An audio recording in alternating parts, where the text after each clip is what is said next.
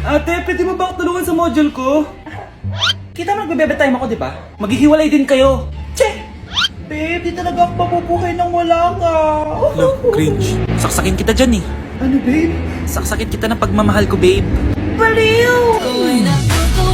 A few moments later. Nay, pwede mo ba ako tulungan sa module ko? Grabe na talaga, pare. Ay, may ginagawa ko, anak. Wait lang. Darling? Yes, darling? Tulungan mo nga yung anak natin. Kaya niya na yan. Apakatamad mo talaga. Ikaw nga, puro chismis ginagawa mo eh. Aba, tulungan mo na. Parang di mo anak yun Talaga, di ko naman anak yun.